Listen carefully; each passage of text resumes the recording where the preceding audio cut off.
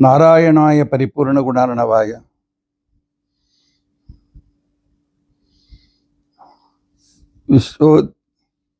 ವಿಶ್ವೋದಯ ಸ್ಥಿತಿಲಯೋನ್ನಿಯತಿ ಪ್ರದಾಯ ಜ್ಞಾನಪ್ರದಾಯ ವಿಬುಧಾಸುರ ಸೌಖ್ಯ ದುಃಖ ಸತ್ಕಾರಣಾಯ ವಿತತಾಯ ನಮೋ ನಮಸ್ತೆ.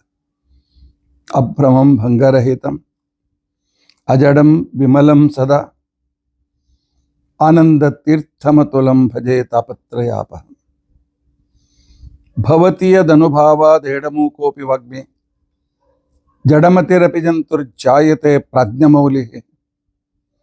ಸಕಲ ವಚನ ಚೇತೋ ದೇವತಾ ಭಾರತೀ ಸಾ ಮಮ ವಚಸಿ ನಿಧತ್ತಾಂ ಸನ್ನಿಧಿಂ ಮಾನಸೇ ಚ. ಅಸ್ಮದ್ಗುರು ಸಮಾರಂಭಾಂ ಟೀಕಾಕೃತ್ಪಾದ ಮಧ್ಯಗಾಂ ಶ್ರೀಮದಾಚಾರ್ಯ ಪರ್ಯಂತಾಂ ವಂದೇ ಗುರು ಪರಂಪರಾ. ವಿದ್ಯಾಯಾಂ ವಿಬುಧಾಚಾರ್ಯಂ ವೇದ ಜ್ಞಾನಾಬ್ಧಿ ಚಂದಿರಂ ದುರ್ಮತಧ್ವಾಂತಮಾರ್ತಾಂಡಂ ಸತ್ಯಧ್ಯಾನಮುನಿಂ ಭಜೆ. ಪಂಚಾಶದ್ವರ್ಷ ಪರ್ಯಂತಂ ಸತತಂ ರಾಮಪೂಜಕಃ ಶ್ರೀ ಸತ್ಯ ಪ್ರಮೋದ ಗುರುರಾಟ್ ಭಾಸತಾಂ ನೋ ಹೃದಂಬರ. ಬಂಧುಸ್ತ್ವಂ ಗುರುರಿಷ್ಟದೈವತಮಿತಿ ತ್ವತ್ಪಾದ ಪಂಕೇರುಹಂ ಪ್ರಾಪ್ತಂ ಮಾಂ ಪರಿಪಾಲಯೇತಿ ಸತತಂ ಯಾಚೇ ನಿಬದ್ಧಾಂಜಲಿ. ಚಿತ್ತಂ ಮದ್ಗುಣದೋಷ ಚಿಂತನ ವಿಧೋ ನೂನಂ ಮನಾಂ ಮಾ ಕೃತಾಃ. ಶ್ರೀ ಸತ್ಯಾತ್ಮಗುರು ತ್ವದಂಘ್ರಿಯುಗಲಂ ಹಿತ್ವಾ ನಮೇ ಸದ್ಗತಿ. ಯೈರಹಂ ಶುಕವತ್ ಸಮ್ಯಕ್ ಶಿಕ್ಷಿತೋಸ್ಮಿ ಕೃಪಾಲುಭಿಃ ತಾನ್ ವಂದೇ ಧೇನುಪಾಚಾರ್ಯಾನ್ ತತ್ವಜ್ಞಾನಾರ್ಥ ಸಿದ್ಧಯೇ. ಶ್ರೀ ಗುರುಭ್ಯೋ ನಮಃ. ಹರಿ ಓಂ ಹರಿ ಓಂ ಹರಿ ಓಂ. ಸ್ವಸ್ತಿಸ್ತು. ಅಶೇಷ ಸನ್ಮಂಗಲಾನಿ ಸಂತು. ಶ್ಲೋಕೇಕ ಶ್ರವಣ ಪಠನ ಮಾತ್ರೇಣ ವಕ್ತುಶ್ಚ ಶ್ರೋತॄಣಾಂ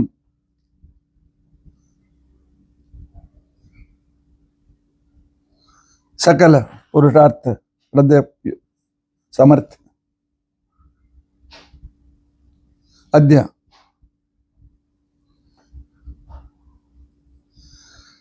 ಯುಗಾದಿ ವಿಷಯಕ ವಿವರಣಾರಂಭೆ ಸತಿ ಕಿಂಚಿತ್ ಪೂರ್ವಕಥಾನುವಾದ.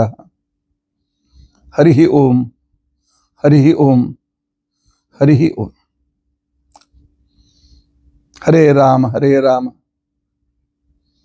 ರಾಮ ರಾಮ ಹರೇ ಹರೇ. ಹರೇ ಕೃಷ್ಣ ಕೃಷ್ಣ ಕೃಷ್ಣ ಹರೇ ಹರೇ. ಹರೇ ರಾಮ ರಾಮ ರಾಮ ಹರೇ ಹರೇ. ಹರೇ ಕೃಷ್ಣ ಕೃಷ್ಣ ಕೃಷ್ಣ ಹರೇ ಹರೇ. ಹರೇ ರಾಮ ರಾಮ ರಾಮ ಹರೇ ಹರೇ. ಹರೇ ಕೃಷ್ಣ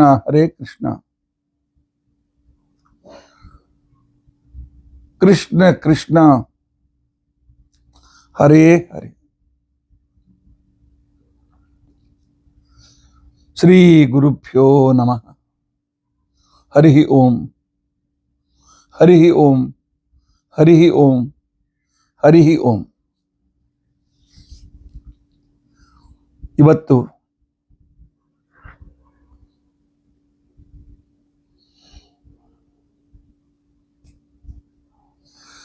ಸುನಾಮ ಸಂವತ್ಸರದ ಕೊನೆಯ ದಿನ,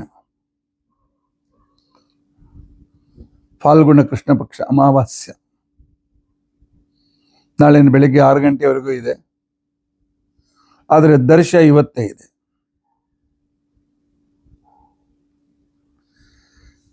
ನಾಳೆ ನಾವು ಪಂಚಾಂಗ ಶ್ರವಣ ಮಾಡ್ತೇವೆ.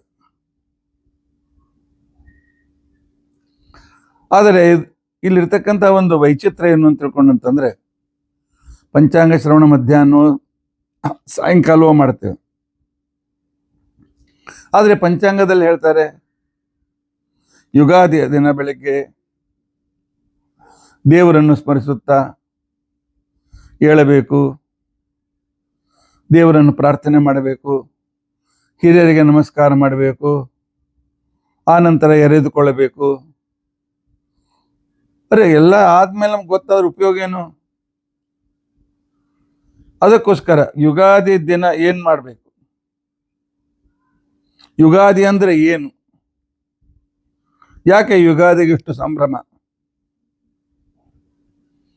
ಯಾಕೆ ನಾವು ಅಭ್ಯಂಗ ಸ್ನಾನಾದಿಗಳನ್ನು ಮಾಡಬೇಕು?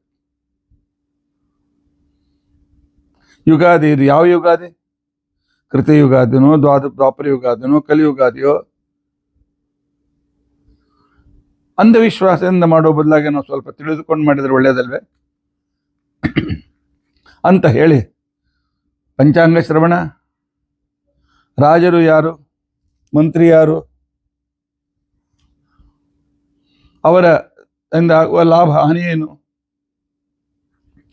ಯಾವ ರಾಶಿಯವರಿಗೆ ಅನುಕೂಲ, ಯಾವ ರಾಶಿಗೆ ಈ ವರ್ಷ ಅನಾನುಕೂಲ ಇದೆ, ಇದೆಲ್ಲ ವಿಚಾರ ಮತ್ತೆ ನಾಳೆ ನಾನು ಹೇಳ್ತೇನೆ, ಪಂಚಾಂಗ ಶ್ರವಣದ ಸಂದರ್ಭದಲ್ಲಿ ಹೇಳ್ತೇನೆ. ಆದರೆ ಇವತ್ತು ನೀವು ಯುಗಾದಿ ಅಂದ್ರೆ ಏನು ನಾವು ತಿಳಿದುಕೊಳ್ಳೋಣ. ಯಾಕಂದ್ರೆ ನಾಳೆ ಬೆಳಿಗ್ಗೆ ಅದರ ಆಚರಣೆ ಮಾಡಬೇಕಾಗಿದೆ.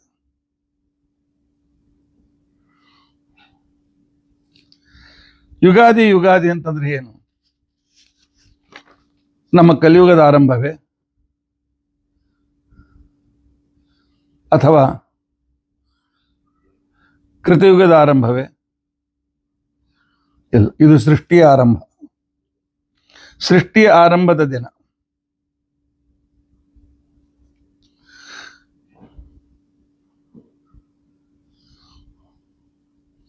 ಚೈತ್ರ ಮಾಸ ಶುಕ್ಲ ಪಕ್ಷ ಸೂರ್ಯೋದಯದಿಂದ ಪ್ರಾರಂಭ ಮಾಡಿ ಚತುರ್ಮುಖ ಬ್ರಹ್ಮದೇವರು ಈ ಕಾಲಗಣನೆಯನ್ನು ಪ್ರಾರಂಭ ಮಾಡಿದ್ದಾರೆ.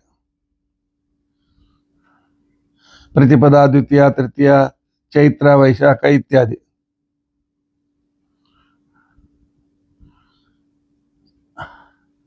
ಬ್ರಹ್ಮದೇವರು ತಮ್ಮ ಸೃಷ್ಟಿಯನ್ನು ಮಾಡಿ, ನವವಿಧ ಸೃಷ್ಟಿಯನ್ನು ಪ್ರಾರಂಭ ಮಾಡಿದ ದಿನ ಯುಗ ಅಂತಂದ್ರೆ ಕಾಲಗಣನೆಯ ಪ್ರಾರಂಭ ಇವತ್ತಾಗಿದೆ. ಬ್ರಹ್ಮಪುರಾಣ ಬಹಳ ಸ್ಪಷ್ಟವಾಗಿ ಮಾತನ್ನು ಹೇಳ್ತದೆ. ಚೈತ್ರೇ ಮಾಸಿ ಜಗತ್ ಬ್ರಹ್ಮ ಸಸರ್ಜ ಪ್ರಥಮೇ ಹನಿ. ಚೈತ್ರ ಮಾಸದ ಮೊದಲನೇ ದಿವಸ, ಪ್ರತಿಪದೆಯ ದಿವಸ, ಶುಕ್ಲ ಪಕ್ಷದಲ್ಲಿ ಸೂರ್ಯೋದಯ ಸತಿ, ಸೂರ್ಯೋದಯ ಪ್ರಾರಂಭವಾಗಲು ಸಸರ್ಜ ಈ ಬ್ರಹ್ಮಾಂಡವನ್ನು ಸೃಷ್ಟಿ ಮಾಡಿದ. ಬ್ರಹ್ಮಾಂಡದ ಸೃಷ್ಟಿಯ ಆರಂಭದ ದಿನ. ಅಷ್ಟೇ ಅಲ್ಲ, ಪ್ರವರ್ತಯಾಮಾಸ ತದಾ ಕಾಲಸ್ಯ ಗಣನಾಮಪಿ, ಕಾಲದ ಗಣನೆಯನ್ನು ಕೂಡ ಪ್ರಾರಂಭ ಮಾಡಿದ. ಆದ್ದರಿಂದ ಇದು ಯುಗಾದಿ. ಇದನ್ನ ಪ್ರತಿ ಸಲ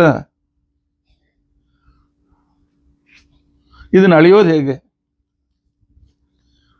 ಯಾವ ರೀತಿ ತಿಳಿದುಕೊಳ್ಳೋದು ಹೇಗೆ? ಸ್ವಲ್ಪ ನೀವು ತಮಿಳುನಾಡಿಗೆ ಹೋದರೆ, ನಮ್ಮ ಉಡುಪಿ ಮಂಗಳ ಕಡೆಗೆ ಹೋದರೆ, ಅಲ್ಲಿ ಚೈತ್ರ ವೈಶಾಖ ಇಲ್ಲ. ಅಲ್ಲಿ ಮೇಷ ಮಾಸ, ವೃಷಭ ಮಾಸ, ಮಿಥುನ ಮಾಸ ಅಂತ ಈ ರೀತಿಯಾಗಿದೆ. ಆ ನಂತರ ಅವರ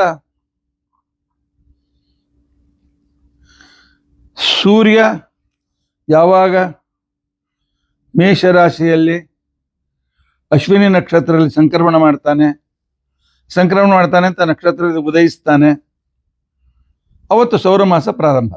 ಅದು ಮುಂದಿನ ತಿಂಗಳಿದೆ.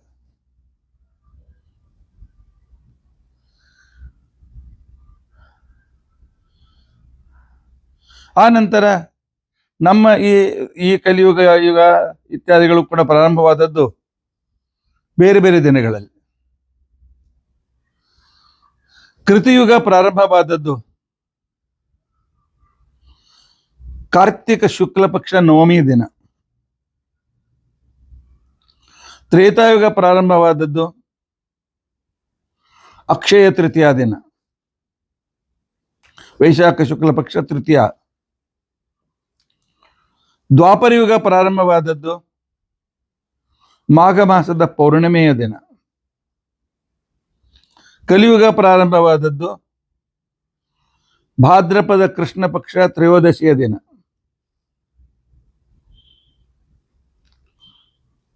ಹಾಗಾದ್ರೆ ಈ ಯುಗಾದಿ ಸೃಷ್ಟಿಯ ಆದಿ. ಇಲ್ಲ ಮತ್ತ ಸೌರಮಾಸ ಚಾಂದ್ರಮಾಸ ಏನರ್ಥ, ಇದರ ಸಂದರ್ಭ ಏನು ಅಂತ ನಾವು ತಿಳಿದುಕೊಳ್ಳಬೇಕಾಗಿದ್ದರೆ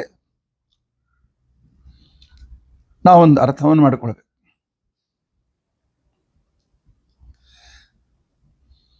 ಸೂರ್ಯನ ಗತಿಯ ಪ್ರಕಾರ ಸೂರ್ಯ ರಾಶಿಗಳಲ್ಲಿ ಯಾವ ರೀತಿ ಸಂಕ್ರಮಿಸ್ತಾನೆ, ಯಾವ ರಾಶಿಯಲ್ಲಿ ಸೂರ್ಯನ ಉದಯವಾಗ್ತದೆ, ಅದಕ್ಕೆ ಸೌರಮಾಸ ಅಂತ ತಿಳ್ಕೊಂಡು ಅಂತ ಹೇಳಿ ಕರೀತಾರೆ. ಆ ನಂತರ ಎಲ್ಲಿ ಚಂದ್ರ ಪೌರ್ಣಿಮೆಯ ದಿವಸ ಉದಯಿಸ್ತಾನೆ, ಚಂದ್ರನ ಗತಿಯ ಪ್ರಕಾರ ಲೆಕ್ಕ ಅಂತ ತಿಳ್ಕೊಂಡಂತೇನಿದೆ, ಆ ಲೆಕ್ಕಕ್ಕೆ ಚಾಂದ್ರಮಾನ ಅಂತ ತಿಳ್ಕೊಂಡಂತ ಹೇಳಿ ಸರ್. ಆಚಾರ್ಯರು ಬ್ರಹ್ಮತರ್ಕ ಅಂತ ತಮ್ಮ ಗ್ರಂಥದಲ್ಲಿ ಹೇಳ್ತಾರೆ, ಸೌರ ದ್ವಾದಶಕೆ ಮಾಸೆ ಯಹಾಸ್ತಃ ಸಂವತ್ಸರೋ ಹರಿ. ಪರಮಾತ್ಮ ಸೂರ್ಯಾಂತರ್ಗತನಾಗಿರ್ತಕ್ಕಂಥ ಭಗವಂತ 12 ರಾಶಿಗಳಲ್ಲಿ ಸಂಚಾರ ಮಾಡಿ ಎಲ್ಲಿಗೆ ನಿಲ್ತಾನೆ, ಅದಕ್ಕೆ ಸಂವತ್ಸರ ಅಂತ ತಿಳ್ಕೊಂಡಂತ ಹೇಳಿ ಸರ್.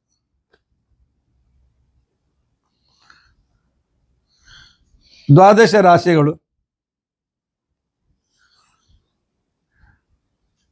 ಅದಕ್ಕೆ ಸರ್ವಸಾಮಾನ್ಯತ 365 ಡಿಗ್ರಿಗಳು, 60ರಿಂದ 65 ಅಂದ್ರೆ 365 ದಿನ, 60ರಿಂದ 65 ದಿನ.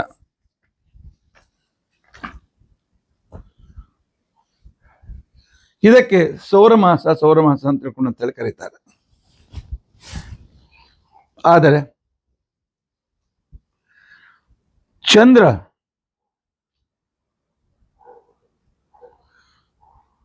ಇಪ್ಪತ್ತೇಳು ನಕ್ಷತ್ರದಲ್ಲಿ ತಿರುಗಿ ಬರ್ತಾನೆ. ಸಾಧಾರಣ 354ರಿಂದ 360 ದಿನ ಆಗ್ತದೆ. ಚಂದ್ರ ಸ್ವಲ್ಪ ಗತಿ ಹಿಂದೆ ಮುಂದೆ ಹೋಗ್ತಾನೆ, ಹಿಂದೆ ಬರೋದಿಲ್ಲ. ಚಂದ್ರ ಹಿಂದೆ ಬರೋದಿಲ್ಲ, ಸೂರ್ಯ ಚಂದ್ರರು ಹಿಂದೆ ಬರೋದಿಲ್ಲ. ಉಳಿದ ಗ್ರಹಗಳು ಹಿಂದೂ ಮಾಡಿ ಅಡ್ಜಸ್ಟ್ ಮಾಡ್ಕೊಳ್ತಾರೆ.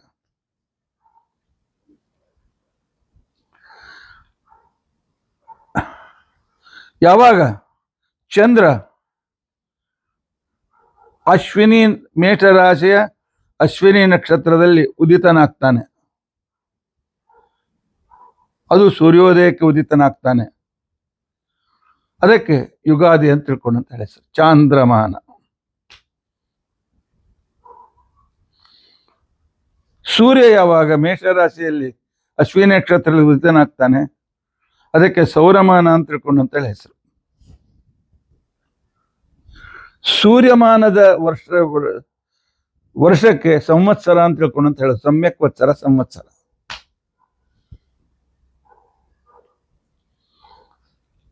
ಆ ನಂತರ ಬ್ರಹ್ಮತರ್ಕ ಹೇಳ್ತದೆ, ತಿಥೀನಾಂ ದ್ವಾದಶಾವರ್ತೆ. ತಿಥಿಗಳು ಎಷ್ಟು? 30. ಪ್ರತಿಪದ, ದ್ವಿತೀಯ, ತೃತೀಯ, ಚತುರ್ಥಿ, ಪಂಚಮಿ, ಅಮಾವಾಸ್ಯವರೆಗೆ. ಅದು 12 ಸಲ 12 ರಾಶಿಯಲ್ಲಿ ಇಲ್ಲ 12 ತಿಂಗಳಲ್ಲಿ 30 ದಿನ 12 ತಿಂಗಳು ಅಂದರೆ ಸಾಧಾರಣ 360 ದಿನ. ಕೆಲವು ಸಲ ಸ್ವಲ್ಪ ಹೆಚ್ಚು ಕಡಿಮೆ ಆಗ್ತದೆ, ಯಾಕೆ ಚಂದ್ರ ಸ್ವಲ್ಪ ಫಾಸ್ಟಾಗಿ ಹೋಗ್ತಾನೆ. ಕೆಲವು ಸಲ ಅವನು ಏನು ಮಾಡ್ತಾನೆ ಅಂತ ತಿಳ್ಕೊಂಡಂತಂದ್ರೆ ಒಂದೊಂದು ದಿನ ಒಂದೊಂದು ನಕ್ಷತ್ರದಂತೆ 27 ನಕ್ಷತ್ರ ಆಗಬೇಕು, 29 30 ನಕ್ಷತ್ರವನ್ನು ದಾಟ್ಬಿಡ್ತಾನೆ. ಹೀಗಾಗಿ 355 56ರಿಂದ 360 ದಿನಗಳವರೆಗೆ ಏನು ಒಂದು ವರ್ಷ ಇದೆ, ಈ ವರ್ಷಕ್ಕೆ ಅನುವತ್ಸರ ಅಂತ ತಿಳ್ಕೊಂಡಂತ ಹೇಳಿ ಸರ್. ಈ ಅನುವತ್ಸರವೇ ಚಾಂದ್ರಮಾನ. ಚಾಂದ್ರಮಾನದ ವರ್ಷಕ್ಕೆ ಅನುವತ್ಸರ ಅಂತ ತಿಳ್ಕೊಂಡಂತ ಹೇಳಿ ಸರ್. ಸೌರಮಾನಗಳಿಗೆ ಮೇಷಮಾಸ ವೃಷಭ ಮಾಸ ಅಂತ ತಿಳ್ಕೊಂಡಂತೇನಿವೆ, ಅದಕ್ಕೆ ಸಂವತ್ಸರ ಅಂತ ತಿಳ್ಕೊಂಡಂತ ಹೆಸರು. ಇನ್ನು ಮೂರನೇದು ಒಂದಿದೆ ವತ್ಸರ ಇದೆ, ಅದಕ್ಕೆ ಪರಿವತ್ಸರ ಅಂತ ತಿಳ್ಕೊಂಡಂತ ಹೆಸರು. ಗುರುಗ್ರಹ 12 ರಾಶಿಗಳಲ್ಲಿ ಯಾವಾಗ ತಿರುಗಾಡ್ತಾನೆ,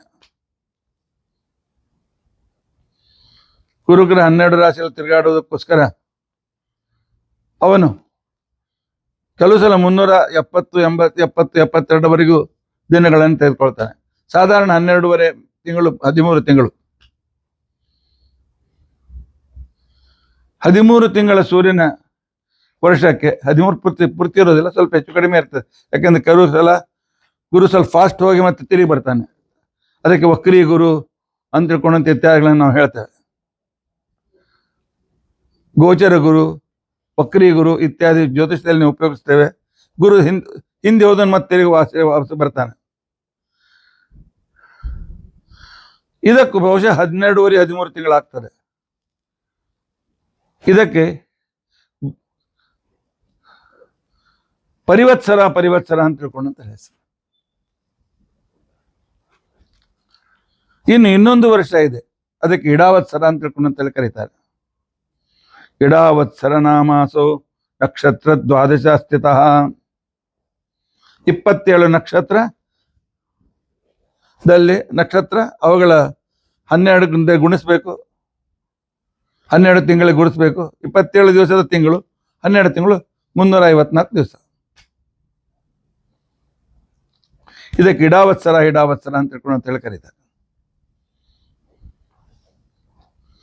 ಆ ನಂತರ 5ನೇದ್ದು ಇದಕ್ಕೆ ವತ್ಸರ ಅಂತ ತಿಳ್ಕೊಂಡಂತೇಳಿ ಕರೀತಾರೆ.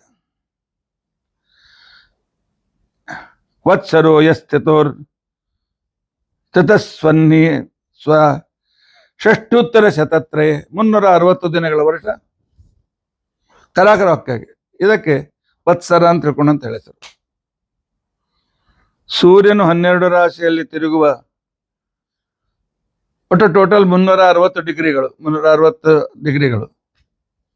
360 ಸ್ವಲ್ಪ ಹೆಚ್ಚು ಕಡಿಮೆ. ಸೂರ್ಯ ಯಾವಾಗ 365ವರೆಗೂ ಮ್ಯಾಕ್ಸಿಮಮ್, ಅದಕ್ಕೆ ಸಂವತ್ಸರ ಅಂತ ತಿಳ್ಕೊಂಡಂತ ಹೆಸರು. 354ರಿಂದ 360 ಒಳಗೆ ಚಂದ್ರನ ಗತಿ 27 ರಾಶಿಯಲ್ಲಿ 12 ತಿಂಗಳ 27 ನಕ್ಷತ್ರ ತಿರುಗಿಬಿಡ್ತಾನೆ. ಅದಕ್ಕೆ ಅನುವತ್ಸರ ಅಂತ ತಿಳ್ಕೊಂಡಂತ ಹೆಸರು. ಯಾವುದನ್ನ ನಾವು ಇಟ್ಟುಕೊಂಡು ಯಾವ ವತ್ಸರ ಅಂತ ತಿಳ್ಕೊಂಡಂತ ನಾವು ಕರಿತೇವೆ, ಅದು ಗುರುವಿನ ಗತಿಯ ಮೇಲೆ ಇರ್ತಕ್ಕಂಥದ್ದು ಪರಿವತ್ಸರ. ಆ ನಂತರ ನಕ್ಷತ್ರಗಳ 27 ನಕ್ಷತ್ರ 27 ದಿನ 1 ತಿಂಗಳು ಮುಗೀತು, 30 ದಿನ ಅಲ್ಲ, ಅದಕ್ಕೆ ಇಡಾವತ್ಸರ ಅಂತ ತಿಳ್ಕೊಂಡಂತೇಳಿ ಹೆಸರು. ಆ ನಂತರ 360 ದಿನದ ಕರಾರುವಾಕ್ತಾಗಿರ್ತಕ್ಕಂಥದ್ದು ವತ್ಸರ ಅಂತ ತಿಳ್ಕೊಂಡಂತೆ ಅನಿಸ್ಕೊಳ್ತದೆ. ಈ ಸಂವತ್ಸರ ಪರಮಾತ್ಮನೇ, ಕಾಲನಾಮಕನಾದ ಪರಮಾತ್ಮನೇ ಈ ರೀತಿಯಾಗಿ ಸೂರ್ಯ ಚಂದ್ರ ಅಲ್ಲಿದ್ದು ಕಾಲಗಣನೆಯನ್ನು ಮುಂದುವರಿಸ್ತಾನೆ. ಆದರೂ ಕೂಡ 360 ದಿನದ ಗಣನೆ ಸರಿಯಾಗಬೇಕಲ್ಲ. ನಾವು 30 ದಿನ ಅಂತ ಹಿಡಿತೇವೆ, 29 ದಿನ ಕ್ಷಯತಿಥಿ ಇತ್ಯಾದಿಗಳನ್ನು ಹಿಡಿದುಕೊಂಡು ಅದಕ್ಕೇನಾಗ್ತದೆ, 2 ವರ್ಷ 11 ತಿಂಗಳು, ವರ್ಷಕ್ಕೆ 10-11 ತಿಂಗಳ ಕಡಿಮೆ ಅಂತರ ಬೀಳ್ತದೆ ಸೌರ ಮಾಸಕ್ಕೂ ಚಂದ್ರಮಾಸಕ್ಕೂ. ಅದಕ್ಕೆ ಚಾಂದ್ರಮಾಸದಲ್ಲಿ ವಿಧಾನ ಏನ್ ಮಾಡ್ತಾರೆ ಅಂತ ತಿಳ್ಕೊಂಡಂತಂದ್ರೆ 3 ವರ್ಷಕ್ಕೊಮ್ಮೆ ಅಥವಾ 2 ವರ್ಷ 11 ತಿಂಗಳು ಒಮ್ಮೆ 29 ಅಥವಾ 30 ದಿನದ ಒಂದು ಮಾಸವಾಗಿ ಎಲ್ಲಿ ಸೂರ್ಯ ಸಂಕ್ರಮಣ ಆಗೋದಿಲ್ಲ, ಅದಕ್ಕೆ ಅಧಿಕ ಮಾಸ ಅಂತ ಹೇಳಿ ಕರೀತಾರೆ. ಯಾಕೆ ಸ್ವಲ್ಪ ಮುಂದೆ ಹೋದದ್ರಿಂದ ಒಂದು ತಿಂಗಳಲ್ಲಿ ಸೂರ್ಯ ಸಂಕ್ರಮಣ ಆಗೋದಿಲ್ಲ. ಯಾವ ತಿಂಗಳಲ್ಲಿ ಸೂರ್ಯ ಸಂಕ್ರಮಣ ಇಲ್ಲ ಅದಕ್ಕೆ ಅಧಿಕ ಮಾಸ ಅಂತ ಹೇಳಿ ಕರೀತಾರೆ. ಅಧಿಕ ಮಾಸ ಜೋಡಿಸಿ ಈ ಚಾಂದ್ರ ಮಾಸವನ್ನು ನಿರ್ಮಾಣ ಮಾಡಲಾಗಿದೆ. ಆದ್ದರಿಂದಾಗಿ ಚೈತ್ರ ಮಾಸದ ಶುಕ್ಲ ಪಕ್ಷದ ಪ್ರತಿಪದೆಯ ದಿನ ಸೂರ್ಯೋದಯದಲ್ಲಿ ಯಾವ ವಾರ ಇರ್ತದೆ ಆ ವಾರಕ್ಕೆ ಅಧಿಪತಿ ಆ ವರ್ಷಕ್ಕೆ ರಾಜನಾಗ್ತಾನೆ. ಈಗ ನಿಮಗೆ ನಾಳಿನ ದಿವಸ ನಾನು ಹೇಳಿದ್ದೇವೆ, ಈ ವರ್ಷದ ರಾಜ ಇವನು, ಈ ವರ್ಷದ ಮಂತ್ರಿ ಇವನು, ಈ ವರ್ಷದ ಸೇನಾಪತಿ ಇವನು. ನಿಮ್ಗೆ ಯಾಕೆ ಗೊತ್ತಾಯ್ತ್ರಿ? ಜ್ಯೋತಿಷ್ ಶಾಸ್ತ್ರ ಒಂದು ವ್ಯವಸ್ಥೆ ಇದೆ, ಅದನ್ನ ಹೇಳ್ತೇನೆ, ಕ್ರಮವಾಗಿ ಹೇಳ್ತೇನೆ. ಮೊದಲು ನಾವು ಏನ್ ಮಾಡ್ಬೇಕು ಅಂತಂದ್ರೆ, ಸೌರಮಾನದ ಅಧಿಪತಿ ಪುರುಷ ನಾಮಕನಾದ ಶ್ರೀಹರಿ, ಅನುವತ್ಸರ ಚಾಂದ್ರಮಾನದ ಅನುವತ್ಸರಕ್ಕೆ ಅಧಿಪತಿ ವಾಸುದೇವ, ಪರಿವತ್ಸರ ಗುರುಗ್ರಹದ ಸಂದರ್ಭದಿಂದ ಆಗುವ ವರ್ಷಗಳಿಗೆ ಸಂಕರ್ಷಣ, ಇಡಾವತ್ಸರಕ್ಕೆ ನಕ್ಷತ್ರದ ವರ್ಷಕ್ಕೆ ಪ್ರದ್ಯುಮ್ನ ಅಧಿಪತಿ, ಆನಂತರ ವತ್ಸರ ಅಥವಾ ಉದ್ವತ್ಸರ ಅಂತೇಳಿ 5ನೇ ದಿನ ಅನಿಸ್ಕೊಳ್ತದೆ, ಅದಕ್ಕೆ ಅನಿರುದ್ಧ ಅಧಿಪತಿಯಾಗಿದ್ದಾನೆ. ಇದು ವಿಷ್ಣು ಧರ್ಮೋತ್ತರ ಪುರಾಣದಲ್ಲಿ ಬಂದಿರತಕ್ಕಂತಹ ವಿವರಣೆ. ಪುರುಷಂ ವಾಸುದೇವಂಚ ತಥಾ ಸಂಕರ್ಷಣಂ ವಿಭುಂ ಪ್ರದ್ಯುಮ್ನಂಚ ಅನಿರುದ್ಧಂಚ ಕ್ರಮಾತ್ ವರ್ಷೇಶು ಕೀರ್ತಯೇತ್. ವಿಷ್ಣು ಧರ್ಮೋತ್ತರ ಪುರಾಣ. ಬೃಹಸ್ಪತಿ ಏನ್ ಮಾಡ್ತಾನೆ ಅಂತ ತಿಳ್ಕೊಂಡಂತಂದ್ರೆ, 12 ರಾಶಿಯಲ್ಲಿ, ನಾನು ಹೇಳುವಾಗ ತಪ್ಪು ಹೇಳಿದೆ, 12 ರಾಶಿಯಲ್ಲಿ ತಿರುಗೋದಿಲ್ಲ ಅವನು, 12 ತಿಂಗಳು ಒಂದೇ ರಾಶಿಯಲ್ಲಿ ಇರ್ತಾನೆ.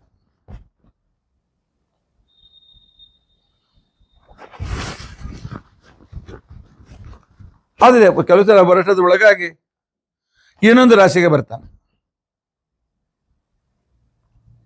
ಕೆಲವು ಸಲ ಗುರು ವಕ್ರಿಯಾಗಿ 12 ತಿಂಗಳು ಒಂದೇ ರಾಶಿಯಲ್ಲಿ ಇರ್ತಾನೆ, ಇಲ್ಲ 12 ತಿಂಗಳು ಒಂದು ರಾಶಿಯಲ್ಲಿ, ಆನಂತರ ಮುಂದಿನ ತಿಂಗಳು ಇನ್ನೊಂದು ರಾಶಿಯಲ್ಲಿ. ಒಟ್ಟು ಒಂದು ವರ್ಷದಲ್ಲಿ ಸೂರ್ಯ 1 ಅಥವಾ 2 ರಾಶಿಯಲ್ಲಿ ಸಂಕ್ರಮಿತನಾಗ್ತಾನೆ. ಅದರ ಮೇಲಿಂದ ನಾವು ಗುರುಬಲ ಇತ್ಯಾದಿಗಳನ್ನೆಲ್ಲ ತೆಗಿತೇವೆ. ಗುರುಬಲ ಇದ್ರೆ ಉಪನಯನ ಮಾಡಬೇಕು ಇತ್ಯಾದಿಗಳು. ಗುರು ಯಾವ ರಾಶಿಯಲ್ಲಿ ಇರ್ತಾನೆ ಅಲ್ಲಿಂದ 1, 3, 5, 7 ಇತ್ಯಾದಿ ರಾಶಿಗಳಿಗೆ ಗುರುಬಲ ಇದೆ ಇತ್ಯಾದಿ ವಿಚಾರಗಳನ್ನು ಹೇಳ್ತೇವೆ. ಅದು ಪ್ರತ್ಯೇಕವಾದ ವಿಚಾರ. ಆದರೆ ಯಾವ ಸಲ ಗುರು ತಾನು ಮುಂದೆ ಹೋಗಿ ಮತ್ತೆ ಹಿಂದೆ ಬಂದು ಮತ್ತೆ ಮುಂದೆ ಹೋಗಿ 3 ರಾಶಿಯನ್ನು ಟಚ್ ಮಾಡ್ತಾನೆ, ಆಗ ಲಕ್ಷಾವಧಿ ಜನರು ಸಾಯ್ತಾರೆ. ಅದು ಎಷ್ಟೋ ಸಲ 80 ವರ್ಷಕ್ಕೊಮ್ಮೆ, 100 ವರ್ಷಕ್ಕೊಮ್ಮೆ, 110 ವರ್ಷಕ್ಕೊಮ್ಮೆ ಈ ರೀತಿಯಾಗಿ ಆಗ್ತದೆ. ಇದಕ್ಕೇನೆ ನಾವು ಮಹಾಮಾರಿ ಕೊರೋನಾ ಅಂತ ತಿಳ್ಕೊಂಡಂತ ಹೇಳಿ, ಏನು ಮಾಡಿದ ಮಹಾಮಾರಿ ಅಂತ ತಿಳ್ಕೊಂಡಂತ ಹೇಳಿ ನಾವೇನು ತಿಳಿದುಕೊಂಡಿವಿ, ಅದೇ 1920ನೇ ಇಸ್ವಿಯಲ್ಲಿ ಆ ರೀತಿಯಾಗಿ ಗುರು ಒಂದೇ ವರ್ಷದಲ್ಲಿ 3 ರಾಶಿಯನ್ನು ಟಚ್ ಮಾಡಿದ್ದ. ಆಗೋದು ಬಹಳ 80 ವರ್ಷಕ್ಕೂ 100 ವರ್ಷಕ್ಕೂ 110 ವರ್ಷಕ್ಕೂ ಈಗ ಆಗ್ತದೆ. ಒಟ್ಟು ನಮ್ಮ ಪ್ರಾಚೀನರು ತಿಥಿ ಗಣನೆಯನ್ನು ಮಾಡುವ ಸಂದರ್ಭದಲ್ಲಿ ಸೂರ್ಯನ ರಾಶಿಗಮನದಿಂದ ಸಂವತ್ಸರ, ಚಂದ್ರನ ರಾಶಿ ಗಮನದಿಂದ ಅನುವತ್ಸರ, ಗುರು ರಾಶಿ ಸಂಕ್ರಮಣದಿಂದ ಪರಿವತ್ಸರ, 27 ನಕ್ಷತ್ರದ ಒಂದು ತಿಂಗಳಿನ ಲೆಕ್ಕದಲ್ಲಿ ಇಡಾವತ್ಸರ, ಆ ನಂತರ ಒಟ್ಟು 360 ದಿನ, ಹಿಂದಿಲ್ಲ ಮುಂದಿಲ್ಲ ಅನ್ನುವತ್ಸರಕ್ಕೆ ವತ್ಸರ ಅಥವಾ ಅದಕ್ಕೆ ವತ್ಸರ ಅಂತ ಕರೀತಾರೆ, ಉದ್ವತ್ಸರ ಅಂತ ಕೂಡ ಕರೀತಾರೆ. ಉತ್ ಅಂತ ಉಪಸರ್ಗ ಸೇರಿಸಿ. ಈ ಎಲ್ಲ ಸಮಯದ ನಿಯಮವನ್ನು, ನಕ್ಷತ್ರಗಳನ್ನು, ರಾಶಿಗಳನ್ನ, ಈ ಸೂರ್ಯಚಂದ್ರಾದಿ ಗ್ರಹಗಳನ್ನು ನಿಯಮನ ಮಾಡ್ತಕ್ಕಂಥವನು ಭಗವಂತನೇ. ಅದಕ್ಕೋಸ್ಕರವೇ ಭಗವದ್ಗೀತೆಯಲ್ಲಿ 11ನೇ ಅಧ್ಯಾಯದಲ್ಲಿ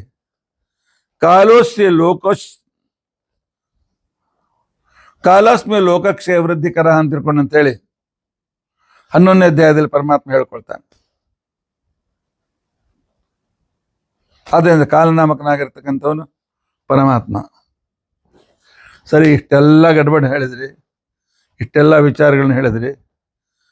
ಸೌರಮಾನ ಅಕ್ಯುರೇಟ್ ಇದೆ ಅಲ್ಲ, 365 ಹಿಂದೆ ಮುಂದೆ ಜೋಡಿಸೋದು ಪ್ಲಸ್ ಮಾಡೋದೇನು ಕಾರಣ ಇಲ್ಲ. ಸೌರಮಾನದ ಪ್ರಕಾರ ನಾವು ಯಾಕೆ ತಿಥಿಗಳನ್ನ ಏಕಾದಶಿ, ದ್ವಾದಶಿ ಹೊತ್ತಾಗ ಯಾಕೆ ಆಚರಿಸಬಾರ್ದು? ನಾವು ಚಾಂದ್ರಮಾನ, ಸೂರ್ಯ ಸಿದ್ಧಾಂತ ಯಾಕೆ ಇಟ್ಕೊಳ್ತೇವೆ? ದೃಕ್ ಗಣಿತ ಅದು ಸೌರಮಾನ ಹತ್ರ ಇದೆ, ಅದನ್ನೇ ನಾವು ಯಾಕೆ ಇಟ್ಕೊಳ್ತೇವೆ ಅಂತನ್ನೋ ಪ್ರಶ್ನೆ ಬಂದಾಗ ಆ ಕಾಲದಲ್ಲಿ ಆರ್ಷೇಣ ಸ್ಮೃತಿ ಹೇಳ್ತದೆ, ಸ್ಮರೇತ್ ಸರ್ವತ್ರ ಕರ್ಮಾದು ಚಾಂದ್ರಂ ಸಂವತ್ಸರಂ ತಥಾ. ಸಂಧ್ಯಾ ವಂದನೆ, ದೇವರ ಪೂಜೆ, ಹಬ್ಬ ಹರಿದಿನಗಳು, ಕೃಷ್ಣಾಷ್ಟಮಿ ಇತ್ಯಾದಿಗಳು, ಇವುಗಳೆಲ್ಲಗಳನ್ನು ನಿರ್ಣಯ ಮಾಡೋದಕ್ಕೋಸ್ಕರ ಚಾಂದ್ರ ಸಂವತ್ಸರವನ್ನೇ ತೆಗೆದುಕೊಳ್ಳಬೇಕು ಅಂತ ಹೇಳಿ ಆರ್ಷೇಣ ಸ್ಮೃತಿ ಹೇಳ್ತದೆ. ಯಾಕೆಂತಂದ್ರೆ ಚಾಂದ್ರ ಸಂವತ್ಸರ ಸೂರ್ಯೋದಯಕ್ಕೆ ಪ್ರಾರಂಭವಾಗ್ತದೆ.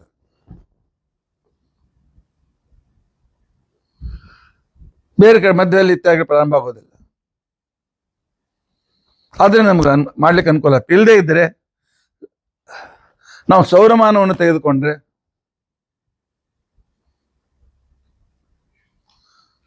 ಇವತ್ತು ಸೂರ್ಯ ಈ ನಕ್ಷತ್ರದ ಈ ಚರಣದಿಂದ ಅವನು ದಾಟಿ ತಾನು ಮೇಷರಾಶಿಗೆ ಬಂದ ಅಥವಾ ವೃಷಭ ರಾಶಿಗೆ ಬಂದ ಅಂತ ಸಂದರ್ಭದಲ್ಲಿ ಅವನು ಮಧ್ಯಾಹ್ನ 10 ಗಂಟೆಗೆ ಬರ್ತಾನೆ. ಯಾವುದೋ ಒಂದು ಈ ಚರಣ, ಈ ನಕ್ಷತ್ರ ಒಂದು ಚರಣ ದಾಟಿ ಇನ್ನೊಂದು ಚರಣಕ್ಕೆ ಬರ್ತಾನೆ. ಯಾಕೆ ನಾವು ಡಿಗ್ರಿ ಕೂಡ ಅಂತಂತೇವೆ. ಯಾಕೆ 27 ನಕ್ಷತ್ರಗಳು, ಒಂದೊಂದರಲ್ಲಿ 4 ಚರಣಗಳು, 27 4ನೇ 108 ಜಪ. ಅದಕ್ಕೋಸ್ಕರ 108. ಅಥವಾ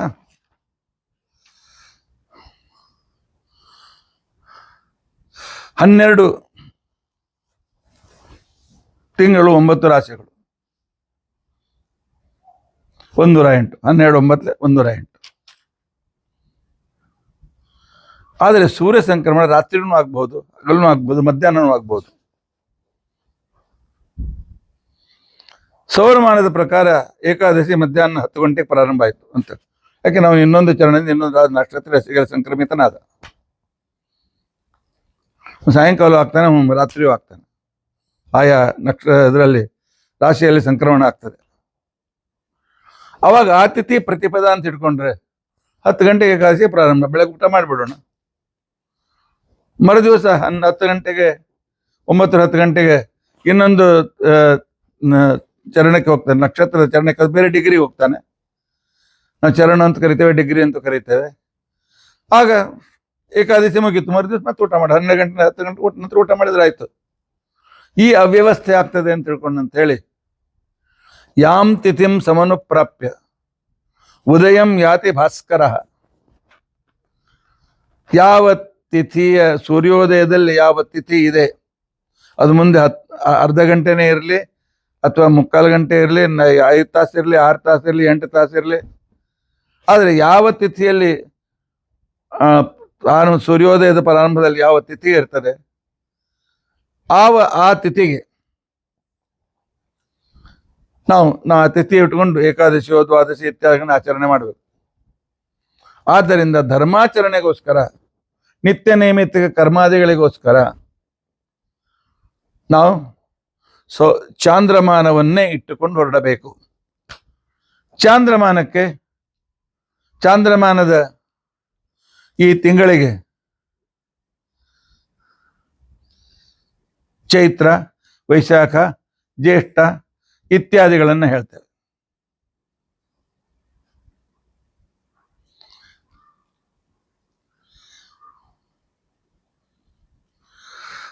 ಇನ್ನು ಈ ಸಂವತ್ಸರ, ಪರಿವತ್ಸರ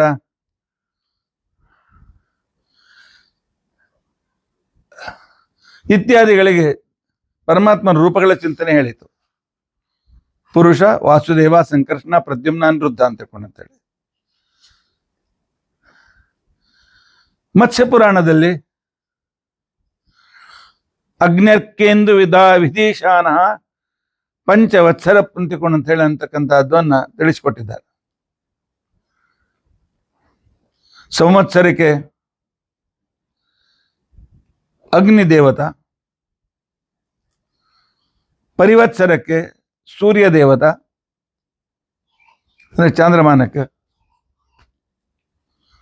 ಇಡಾವತ್ಸರಕ್ಕೆ ಚಂದ್ರ ದೇವತ, ಅನುವತ್ಸರಕ್ಕೆ ಪ್ರಜಾಪತಿ ದೇವತ, ಆ ನಂತರ ಪರಿವತ್ಸರಕ್ಕೆ ಈಶ್ವರ ರುದ್ರದೇವರು ದೇವತೆ. ಈ ರೀತಿಯಾಗಿ ಆ ದೇವತಾಂತರ್ಯಾಮಿಯಾಗಿರ್ತಕ್ಕಂಥ ಪರಮಾತ್ಮನನ್ನ ನಾವು ಚಿಂತನೆಯನ್ನು ಮಾಡಬೇಕು. ಆಮೇಲೆ ಈ ರಾಜ ಮಂತ್ರಿ ಈ ವರ್ಷಕ್ಕೆ ಅಂತ ತಿಳ್ಕೊಂಡಂತ ಮಾಡಿದಲ್ಲ, ವರ್ಷಕ್ಕೆ ಹೆಸರು ಹೇಗೆ ಬರ್ತದೆ, ಆ ಸಂಪೂರ್ಣ ವರ್ಷದ ಒಂದು ಕಾಮನ್ ಫಲವನ್ನು ನೋಡಿಕೊಂಡು ಆ ವರ್ಷಕ್ಕೆ ಹೆಸರು ಬರ್ತದೆ. ಆ ವರ್ಷದ ಹೆಸರಿನ ಪ್ರಕಾರ ಆ ವರ್ಷದಲ್ಲಿ ಏನಾಗ್ತದೆ ಅಂತ ಸ್ಥೂಲವಾಗಿರ್ತಕ್ಕಂಥ ಒಂದು ವಿಚಾರವನ್ನು ಹೇಳ್ತಾರೆ. ಈಗ ಬರ್ತಕ್ಕಂಥದ್ದು ಪರಾಭವ ನಾಮ ಸಂವತ್ಸರ. ಪರಾಭವ ಅಂದ್ರೆ ಸೋಲು. ಈ ವರ್ಷ ಯಾವ ಗ್ರಹಗಳು ನಮಗೆ ವಿಶೇಷವಾಗಿ ಸಹಾಯವನ್ನು ಮಾಡೋದಿಲ್ಲ. ನಮಗೆ ಪರಾಭವ ಇದೆ, ಸೋಲಿದೆ. ಆದರೆ ಇದರ ಜೊತೆಗೆ ಒಂದು ಶಾಸ್ತ್ರದ ಮಾತು ಇದೆ, ಯಾರು ಭಗವಂತನನ್ನು ನಂಬಿದ್ದಾರೆ ಅವರೆಂದು ಸೋಲೋದಿಲ್ಲ ಅಂತ ತಿಳ್ಕೊಂಡಂತಿದೆ. ಅದರ ಅರ್ಥ ಏನ್ ಮಾಡಬೇಕು? ಯಾರು ದೇವರನ್ನ ನಂಬಿ ತಮ್ಮ ಪ್ರತಿಯೊಂದು ಕ್ರಿಯೆಗಳನ್ನು ಭಗವಂತನಿಗೆ ಸಮರ್ಪಣೆ ಮಾಡ್ತಾರೆ ಅವರಿಗೆ ಪರಾಭವ ಇಲ್ಲ. ಅವರ ಶತ್ರುಗಳಿಗೆ ಪರಾಭವ, ಅಸುರರಿಗೆ ಪರಾಭವ, ದೈತ್ಯರಿಗೆ ಪರಾಭವ.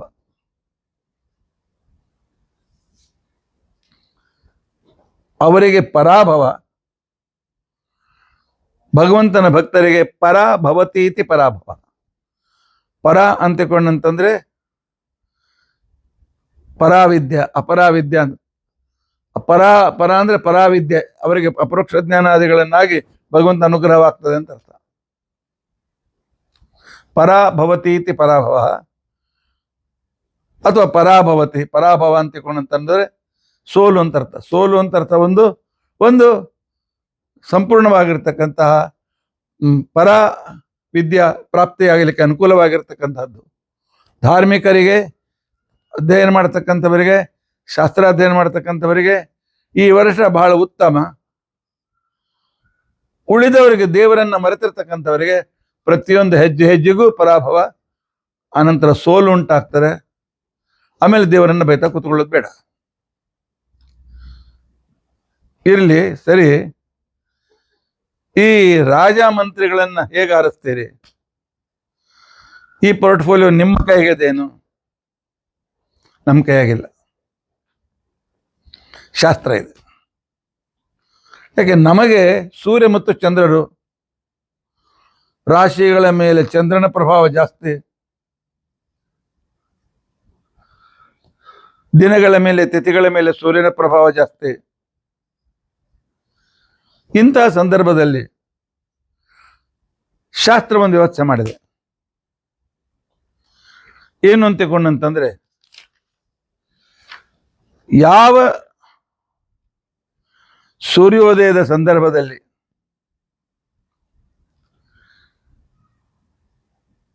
ಚೈತ್ರ ಮಾಸದ ಶುಕ್ಲ ಪಕ್ಷದ ಪ್ರತಿಪದೆಯ ದಿನ ಯಾವ ವಾರ ಇರ್ತದೆ,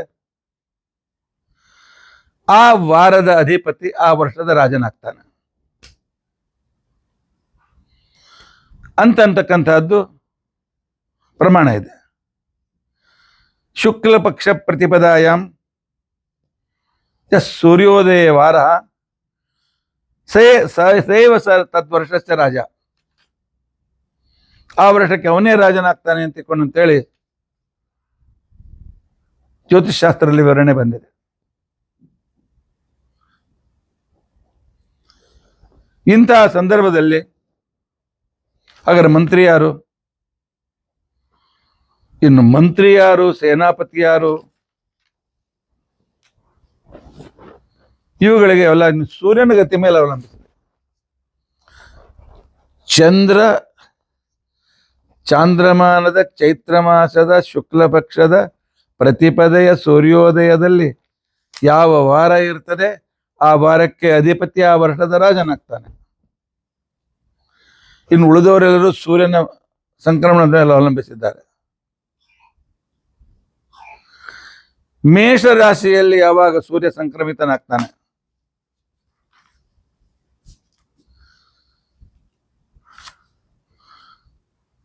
ಆ ಸಮಯದಲ್ಲಿ ಯಾವ ವಾರ ಇದೆ, ಆ ವಾರಕ್ಕೆ ಅಧಿಪತಿ ಮಂತ್ರಿ ಆಗ್ತಾನೆ. ಈ ಸಲ ಮೇಷ ಸಂಕ್ರಮಣ ಮಂಗಲನಲ್ಲಿ ಆಗಿದೆ, ಅದರಿಂದ ಮಂಗಳ ಮಂತ್ರಿ ಆಗ್ತಾನೆ. ಯಾವ ವಾರದ ದಿನ ಸೂರ್ಯ ಮಿಥುನ ಸಂಕ್ರಮಣ ಮಾಡ್ತಾನೆ, ಅವನು ಬೆಲೆಗಳ ಅಧಿಪತಿ ಆಗ್ತಾನೆ. ಬೆಲೆ ಹೆಚ್ಚು ಕಡಿಮೆ ಮಾಡ್ತಕ್ಕಂಥ ಅರ್ಘಾಧಿಪತಿ ಅಂತ ಅವನನ್ನು ಕರೀತಾರೆ. ಸೂರ್ಯನ ಸಂಕ್ರಮಣ ಕರ್ಕ ರಾಶಿಯಲ್ಲಿ ಯಾವ ವಾರದಲ್ಲಿ ಆಗ್ತದೆಯೋ ಅವನು ಸೇನಾಪತಿ ಆಗ್ತಾನೆ. ತುಲಾ ಸಂಕ್ರಮಣದಲ್ಲಿ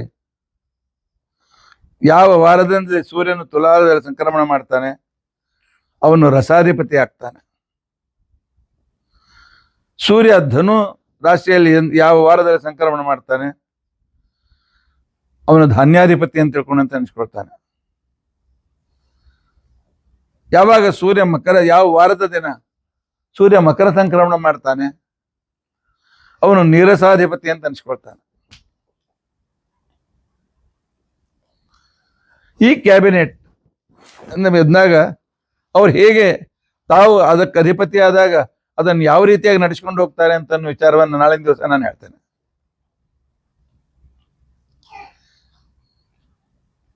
ಸೇನಾಪತಿ ಮಂಗಳ, ಇನ್ನೊಬ್ಬ ಬುಧ, ಮತ್ತೊಬ್ಬ ಶುಕ್ರ, ಅವ್ರು ಇಂತಿಂತ ಪೋರ್ಟ್ಫೋಲಿಯೋಗೆ ರಾಜರಾದಾಗ ಅಥವಾ ಮಂತ್ರಿಗಳಾದಾಗ ಅದರ ಅಧಿಪತಿಗಳಾದಾಗ ಜಗತ್ತಿಗೆ ಯಾವ ರೀತಿಯಾಗಿರ್ತಕ್ಕಂಥ ಅನುಕೂಲತೆ ಅನಾನುಕೂಲತೆ ಮಾಡ್ತಾರೆ ಅಂತ ಅನ್ನೋದು ಪುರಾಣಗಳಲ್ಲಿ ಶಾಸ್ತ್ರಗಳಲ್ಲಿ ವಿವರಣೆ ಬಂದಿದೆ.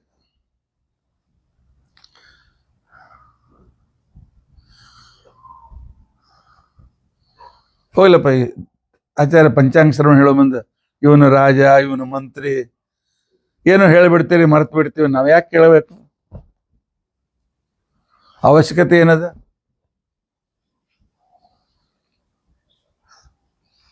ಅದಕ್ಕೋಸ್ಕರ ಪುರಾಣ ಹೇಳ್ತಾರೆ, ಶಕವತ್ಸರ ಭೂಪ ಮಂತ್ರಿಣಾಂ ರಸಧಾನ್ಯೇಶ್ವರ ಮೇಷಪತೀನಾಂ ಮೇಘಪತೀನಾಂ ಶ್ರವಣಾತ್ ಪಠನಾಚ್ಚೈವ ನೃಣಾಂ ಶುಭಕಂ ಯಾತ್ಯ ಅಶುಭಂ ಸಹಸ್ರಿಯ.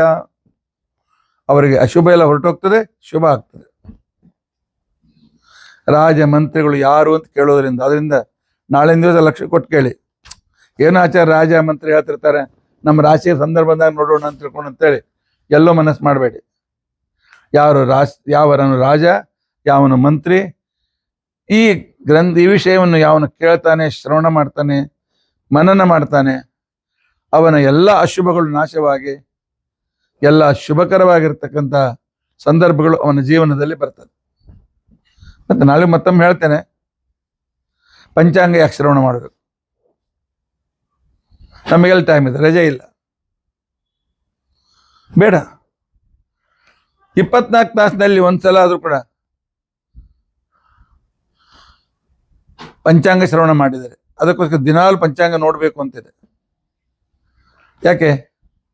ಇವತ್ತು ಯಾವ ತಿಥಿ ಇದೆ ಅಂತನ್ನೋದನ್ನು ತಿಳಿದುಕೊಂಡರೆ, ಇನ್ನು ತಿಥಿಗೆ ಅಧಿಪತಿ ದೇವತೆ ಯಾರು, ತದಂತರ್ಗತ ಪರಮಾತ್ಮನ ರೂಪ ಏನು, ಅವುಗಳನ್ನು ತಿಳ್ಕೊಂಡಂತೂ ಬಹಳ ಒಳ್ಳೆಯದೆ. ಅಷ್ಟು ಡೀಟೇಲ್ನ ಹೋಗೋದಿಲ್ಲ, ಅದು ತಿಳ್ಕೊಳ್ಳಿಕ್ಕೆ ಪ್ರಯತ್ನಿಸ್ಬೇಕು. ಇರಲಿ, ತಿಥಿಯ ಅಧಿಪತಿ ಯಾರು, ಇವತ್ತು ಯಾವ ತಿಥಿ, ಪ್ರತಿಪದ ಅನ್ನೋ, ದ್ವಿತೀಯ ಅನ್ನೋ, ತೃತೀಯ ಅನ್ನೋ ಅಂತ ತಿಳ್ಕೊಂಡು ಅಂತೇಳಿ ತಿಳಿದುಕೊಂಡರೆ ಆವಾಗ ಶ್ರಿಯಂ ಆಪ್ನೋತಿ, ನಮ್ಗೆ ಒಳ್ಳೆ ಸಂಪತ್ತಿ ಸಿಗ್ತದೆ. ನೋಡಿ, ಪ್ರತಿ ದಿವಸ ಇವತ್ತು ತಿಥಿ ಯಾವುದು ಅದಕ್ಕೂ ಸಂಧ್ಯಾವನ ಮಾಡಬೇಕು ಅಂತ ಅನ್ನೋದು. ತಿಥಿ ತಿಳಿದುಕೊಂಡ್ರೆ ನಮಗೆ ಸಂಪತ್ತಿ ಸಿಗ್ತದೆ. ಇವತ್ತು ಯಾವ ವಾರ, ಸೋಮವಾರ, ಮಂಗಳವಾರ, ಬುಧವಾರ, ಬುಧ ಇದಕ್ಕೆ ಅಧಿಪತಿ ಅಂತ ತಿಳಿದುಕೊಂಡ್ರೆ, ಅವನ ಅಂತರ್ಗತ ಪರಮಾತ್ಮ ನನ್ನ ತಿಳಿದುಕೊಂಡರೆ ನಮ್ಮ ಆಯುಷ್ಯದ ಅಭಿವೃದ್ಧಿ ಆಗ್ತದೆ. ಯಾರಿಗೆ ಬೇಡ? ದೀರ್ಘಾಯುಷ್ಯ ಯಾರಿಗೆ ಬೇಡ? ಎಲ್ಲರಿಗೂ ಬೇಕಲ್ಲ. ಪಾರಾತ್ ಆಯುಷ್ಯವರ್ಧನಂ. ಇವತ್ತು ನಕ್ಷತ್ರ ಯಾವುದಂತ ತಿಳಿದುಕೊಂಡ್ರೆ, ನಕ್ಷತ್ರಾತ್ ಹರತೆ ಪಾಪಂ, ನಮ್ಮ ಎಲ್ಲಾ ಪಾಪಗಳು ದೂರವಾಗ್ತದೆ. ಆ ನಂತರ ಕರಣಾತ್ ಕಾರ್ಯಸಿದ್ಧಿ ಸ್ಯಾತ್. ಇವತ್ತು ಯಾವ ಕರಣ ಅಂತ ತಿಳಿದುಕೊಂಡ್ರೆ ಇವತ್ತು ನಾವು ಮಾಡ್ಬೇಕಂತ ಕೆಲಸ ವೃತ್ತಿ ಆಗ್ತದೆ, ಸಫಲವಾಗ್ತದೆ. ಯೋಗಾತ್ ರೋಗ ನಿವಾರಣಂ. ಇವತ್ತು ಯಾವ ಯೋಗ ಇದೆ ಅಂತ ತಿಳಿದುಕೊಂಡ್ರೆ ನಮ್ಮ ರೋಗ ದೂರವಾಗ್ತದೆ. ಸಂಪತ್ತು, ಆಯುಷ್ಯದ ಅಭಿವೃದ್ಧಿ, ಪಾಪದ ನಿವೃತ್ತಿ, ಕಾರ್ಯಸಿದ್ಧಿ, ರೋಗದ ನಿವೃತ್ತಿ, ಇವು ಬೇಕಾಗಿದ್ದರೆ, ನಿಮ್ಗೆ ಬೇಕಾಗಿದ್ರೆ ಮಾತ್ರ ಇದ್ದಂಗಿರ್ಲಿ, ಅಂದ ಸತ್ರು ಅಡ್ಡಿಲ್ಲ ಹೊತ್ತರು ಅಡ್ಡಿಲ್ಲ ಅಂತ ಇದು ಬಿಟ್ಬಿಡಿ.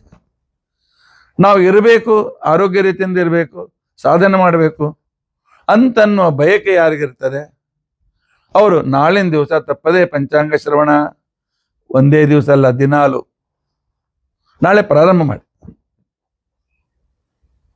ದಿನಾಲು ಒಂದ್ಸಲ ಪಂಚಾಂಗ ತೆಗೆದು ನೋಡಿಕೊಳ್ಳಿ.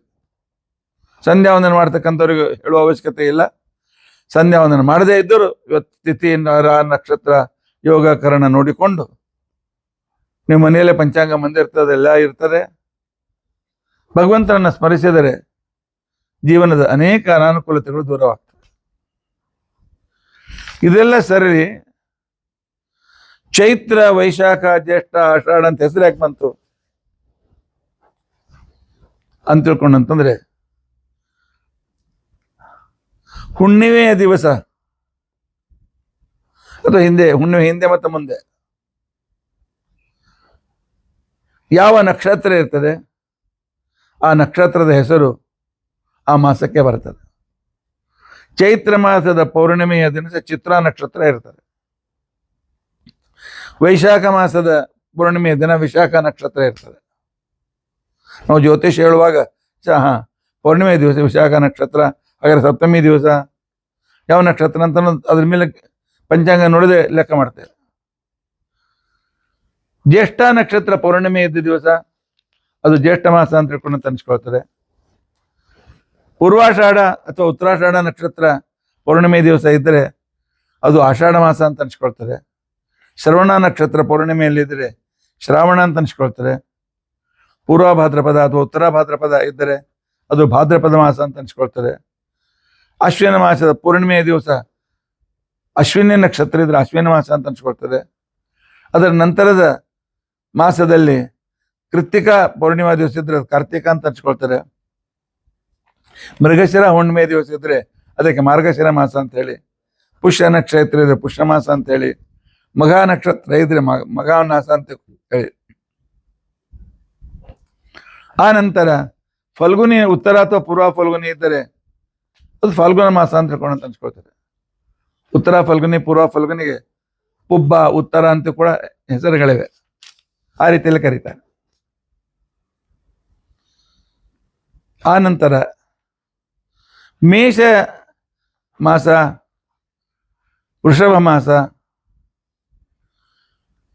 ಇವುಗಳನ್ನ ಸಂಕ್ರಮಣಗಳಿಗೆ ಏನಂತ ಹೆಸರು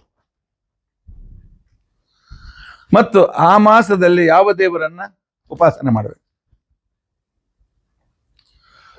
ಮೇಷರಾಶಿಯಲ್ಲಿ ಸೂರ್ಯ ಸಂಕ್ರಮಣ ಮಾಡಿದಾಗ ಅದಕ್ಕೆ ವಿಷುವತ್ ಸಂಕ್ರಮಣ ಅಂತ ಹೆಸರು. ಇದರ ಅಧಿಪತಿ ಮುಖ್ಯವಾಗಿ ಪರಶುರಾಮ ದೇವರು. ಮೇಷ ಸಂಕ್ರಮಣದಲ್ಲಿ ಪರಶುರಾಮ ದೇವರನ್ನು ಸ್ಮರಣೆ ಮಾಡಬೇಕು. ವೃಷಭ ಮಾಸ ಇದಕ್ಕೆ ವಿಷ್ಣುಪದ ಪರ್ವಕಾಲ ಅಂತ ಹೇಳಿ ಕರೀತಾರೆ. ಈ ಮಾಸದಲ್ಲಿ ಇದು ಸೌರ ಮಾಸದ ಪ್ರಕಾರ ನಾನು ಹೇಳ್ತಾ ಇದ್ದೇನೆ. ಆಗ ಶ್ರೀಕೃಷ್ಣ ಇದರ ಅಧಿಪತಿ ದೇವತೆ. ಸಾಧಾರಣ ಚೈತ್ರ ವೈಶಾಖ ಅಂತ ಇಟ್ಕೊಳ್ಳಿ, ಸ್ವಲ್ಪ ಹೆಚ್ಚು ಕಡಿಮೆ ಆಗ್ತದೆ. ಮಿಥುನ ಮಾಸ ಇದಕ್ಕೆ ಷಡಶೀತಿ ಪರ್ವಕಾಲ ಅಂತ ಹೆಸರು. ಅನಂತ ಪದ್ಮನಾಭನನ್ನ ನಾವು ಚಿಂತನೆ ಮಾಡಬೇಕು.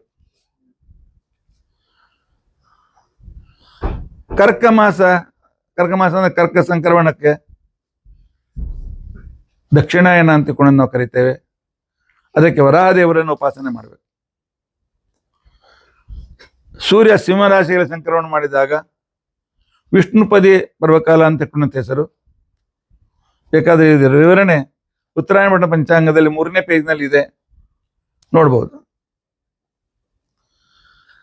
ಕನ್ಯಾ ರಾಶಿಯಲ್ಲಿ ಸೂರ್ಯ ಸಂಕ್ರಮಿತನಾದಾಗ ಅದಕ್ಕೆ ಷಡಶೀತಿ ಅಂತ ಹೇಳಿ ಹೆಸರು. ಹಯಗ್ರೀವ ದೇವರು ಆರಾಧ್ಯರಾಗಿದ್ದಾರೆ. ತುಲಾದಲ್ಲಿ ಸೂರ್ಯ ಸಂಕ್ರಮಣ ಮಾಡಿದಾಗ ಅದಕ್ಕೆ ವಿಶ್ವತ್ ಸಂಕ್ರಮಣ ಪರ್ವಕಾಲ ಅಂತ ಕರೀತಾರೆ. ಆ ಮಾಸದಲ್ಲಿ ಕೂರ್ಮ ರೂಪಿಯಾದ ಪರಮಾತ್ಮನ ಆರಾಧನೆ ಮಾಡಬೇಕು. ವೃಶ್ಚಿಕ ರಾಶಿಯಲ್ಲಿ ಸೂರ್ಯ ಸಂಕ್ರಮಣ ಮಾಡಿದಾಗ ಅದಕ್ಕೆ ವಿಷ್ಣುಪದ ಪರ್ವಕಾಲ ಅಂತ ಹೇಳಿ ಹೆಸರು. ಅದಕ್ಕೆ ಹಯಗ್ರೀವ ದೇವತೆ ಇಲ್ಲ ವಾಮನ ರೂಪಿಯಾದ ಪರಮಾತ್ಮ ದೇವತೆ. ಧನು ರಾಶಿಯಲ್ಲಿ ಸೂರ್ಯ ಸಂಕ್ರಮಿತನಾದಾಗ ಷಡಶೀತಿ ಅಂತಿಕೊಂಡಂತ ಹೆಸರು, ಪರ್ವಕಾಲ ಅಂತ ಕೂಡ ಹೆಸರು. ಕಲ್ಕಿ ನಾಮಕ ಪರಮಾತ್ಮನ ಆರಾಧನೆ ಮಾಡಬೇಕು. ಮಕರ ರಾಶಿಯಲ್ಲಿ ಸೂರ್ಯ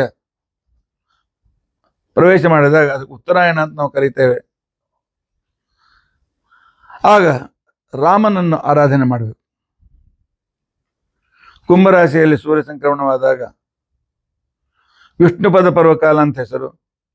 ಅಲ್ಲಿ ಬುದ್ಧ ರೂಪಿಯಾದ ಪರಮಾತ್ಮನ ಆರಾಧನೆ ಮಾಡಬೇಕು.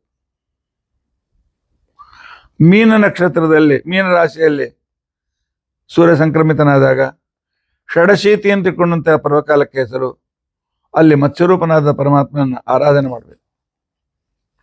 ಮತ್ತು ಈ ಪ್ರತಿ ತಿಂಗಳ ಸಂಕರ್ಷಣ ನಾವು ಎರಡೇ, ದಕ್ಷಿಣಾಯನ ಪರ್ವಕಾಲ ಉತ್ತರಾಯಣ ಪರ್ವಕಾಲ ಎಷ್ಟೇ ಆಚರಣೆ ಮಾಡ್ತೇವೆ.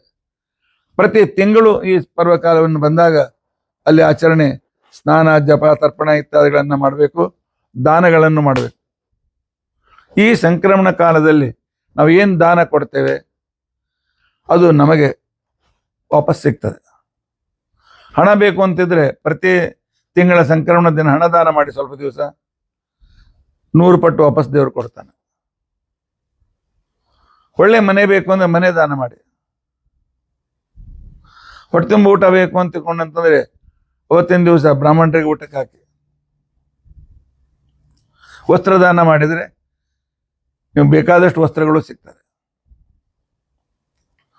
ಕನ್ಯಾದಾನ ಮಾಡಿದರೆ ಮುಂದಿನ ಜನ್ಮದಲ್ಲಿ ಒಳ್ಳೆ ಹೆಂಡತಿ ಸಿಗ್ತಾಳೆ. ಈ ಜನ್ಮದಲ್ಲಿ ಇದ್ದೇ ಹೆಂಡತಿ ಒಳ್ಳೆಯವಳಾಗ್ತಾಳೆ. ಯಾಕಂದ್ರೆ ಅವಳನ್ನು ಚೇಂಜ್ ಮಾಡ್ಲಿಕ್ಕಂತ ಆಗೋದಿಲ್ಲ.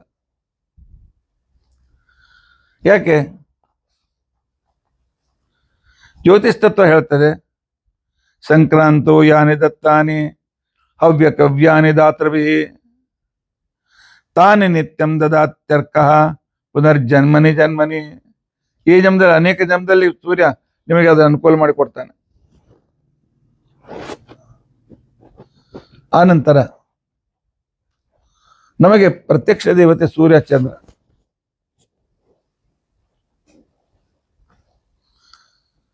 ದಿನಾಲು ನಾವು ಸೂರ್ಯನಿಗೆ ಆರಾಧನೆ ಮಾಡಬೇಕು, ಅರ್ಘ್ಯ ಕೊಡಬೇಕು. ಸಂಧ್ಯಾ ವಂದನೆಯಲ್ಲಿ ಅರ್ಘ್ಯ ಇತ್ಯಾದಿಗಳಿವೆ. 8 ದಿಕ್ಕಿನಲ್ಲಿ ಅಥವಾ 10 ದಿಕ್ಕಿನಲ್ಲಿ ಸೂರ್ಯ ಬೇರೆ ಬೇರೆ ಹೆಸರಿನಿಂದ ಇದ್ದಾನೆ. ಪೂರ್ವದಲ್ಲಿ ಭಾಸ್ಕರ ಅಂತ ಹೆಸರಿನಿಂದ ಇದ್ದಾನೆ. ಆಗ್ನೇಯದಲ್ಲಿ ರವಿ ಅಂತ ಹೆಸರಿನಿಂದ ಇದ್ದಾನೆ. ದಕ್ಷಿಣದಲ್ಲಿ ವಿವಸ್ವಾನ್ ಅಂತ ಹೆಸರಿನಿಂದ ಇದ್ದಾನೆ. ನೈಋತ್ಯದಲ್ಲಿ ಭೂಷಣ ಅಂತ ಹೆಸರಿನಲ್ಲಿದ್ದಾನೆ. ಪಶ್ಚಿಮದಲ್ಲಿ ಆದಿತ್ಯ ಅಂತ ಹೆಸರಿನಿಂದ ಇದ್ದಾನೆ. ವಾಯವ್ಯದಲ್ಲಿ ತಪನ ಅಂತ ಹೆಸರಿನಿಂದ ಇದ್ದಾನೆ. ಉತ್ತರ ದಿಕ್ಕಿನಲ್ಲಿ ಮಾರ್ತಾಂಡ ಅಂತ ಹೆಸರಿನಿಂದ ಇದ್ದಾನೆ. ಈಶಾನ್ಯದಲ್ಲಿ ಭಾನು ಅಂತ ಹೆಸರಿದ್ದಾನೆ. 8 ದಿಕ್ಕುಗಳ ಮಧ್ಯದಲ್ಲಿ ನಿತ್ಯಾತ್ಮ ಅಂತ ಹೆಸರಿನಿಂದ ಇದ್ದಾನೆ. ಅದಕ್ಕೋಸ್ಕರ ಪುರಾಣ ಹೇಳ್ತಾರೆ, ಕಾಲಾತ್ಮ ಸರ್ವಭೂತಾತ್ಮ ವೇದಾತ್ಮ ವಿಶ್ವತೋಮುಖ ವ್ಯಾಧು ಮೃತ್ಯು ಜರಾ ಶೋಕ ಸಂಸಾರ ಭಯನಾಶನ ಮಯಾ ದತ್ತಮಿದಂ ಅರ್ಘ್ಯಂ ಸ್ವೀಕುರುಷ್ವ ದಿವಾಕರ. ಈ ರೀತಿಯಾಗಿ ಸೂರ್ಯನಿಗೆ ಅರ್ಘ್ಯ ಕೊಡಬೇಕು. ಸವಿತ್ರೆ ಪ್ರಸವಿತ್ರೆ ಚ ಸರ್ವಲೋಕ ತಮೋನುದ ಗ್ರಹಣಾರ್ಘ್ಯಂ ಪ್ರದಾಶ್ರಮೆ ಸರ್ವ ಪಾಪಂ ವ್ಯಪೋಹತು. ಸರ್ವ ಪಾಪಗಳನ್ನು ದೂರ ಮಾಡುವಂತ ಅಂತೇಳಿ ಸೂರ್ಯನಿಗೆ ನಾವು ಪ್ರಾರ್ಥನೆಯನ್ನು ಮಾಡಬೇಕು.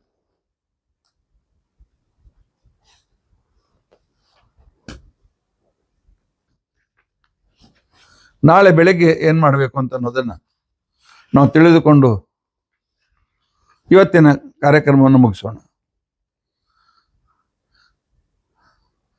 ಚೈತ್ರಾದೋ ಉಷಸಿ ಸ್ಮರನ್ ಮುರರಿಪಂ. ನಾಳೆ ಬೆಳಗ್ಗೆ ಬೇಗನೆ ಹೇಳಿ. ಅದಕ್ಕೆ ಇವತ್ತು ರಾತ್ರಿ ಬೇಗನೆ ಮಲ್ಕೊಳ್ಳಿ. ಉಷಕಾಲದಲ್ಲಿ ಹೇಳ್ಬೇಕು, ಸೂರ್ಯೋದಯಕ್ಕಿಂತ 2 ತಾಸು ಮೊದಲು. ದೇವರನ್ನು ಸ್ಮರಣ ಮಾಡ್ತಾ ಹೇಳ್ಬೇಕು, ದೇವರೇ ಪರಮಾತ್ಮ